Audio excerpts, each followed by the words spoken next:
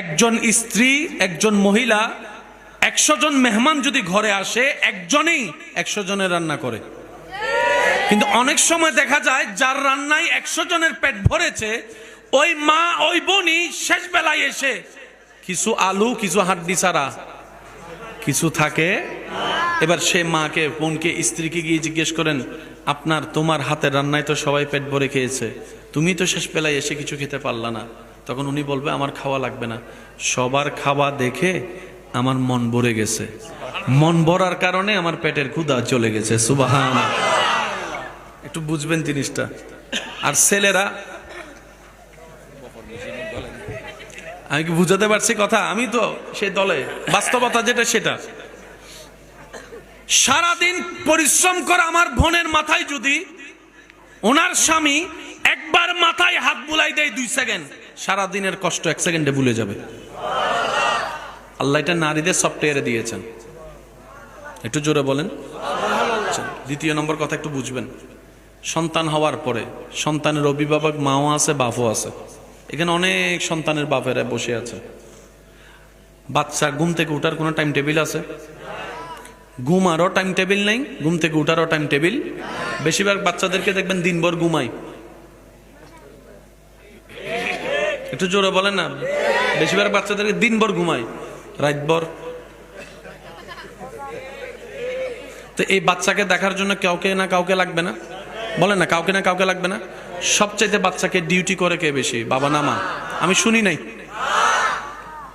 আমাদের সবচাইতে বেশি ডিউটি কে করছে? বলেন না, কে?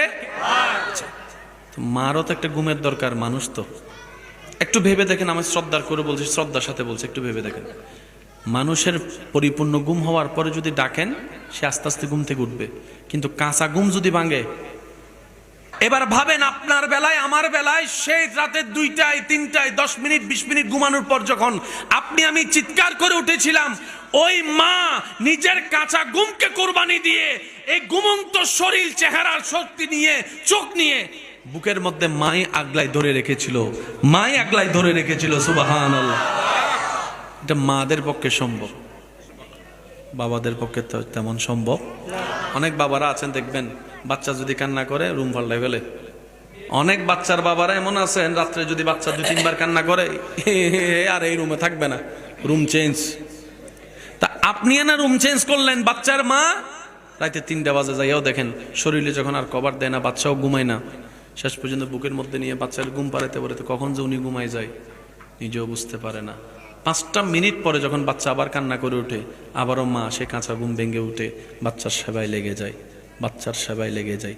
এটা আল্লাহ নারীদের সফটওয়্যার দিয়েছেন, এটা পুরুষের সাথে মিলবে না। পুরুষের সফটওয়্যার আলাদা, নারীদের সফটওয়্যার আলাদা। কথা বলেন ঠিক কিনা?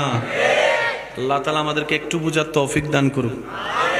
দিন দিন কি ডিভোর্স কমতেছে না বাড়তেছে? এটা কমানোর দরকার আছে না নাই?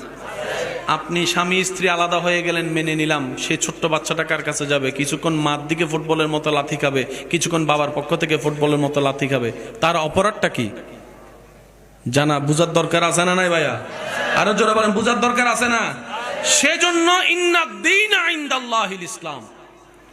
রব বলে, তোমাদেরকে আমি এমন একটা ধর্ম সাজিয়ে দিলাম, যে ধর্মটা তোমরা তোমাদের জীবনের ভিতরে বাহিরে বাস্তবায়ন করতে পারলে, ফিদ দুনিয়া হাসানাতাও ওয়া ফিল আখিরাতি হাসানা, দুনিয়া তোমার জন্য নিয়ামতের হবে, আখিরাতও তোমার জন্য নিয়ামতের হয়ে যাবে। বলেন সুবহানাল্লাহ।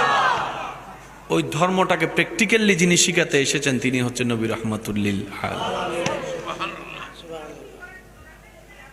যদি সেই জীবনটা হয় রবের পছন্দের, মৃত্যুটা হবে আনন্দের, মৃত্যুটা হবে। আল্লাহ তাআলা আমাদের সবাইকে বুঝার তৌফিক দান করুন।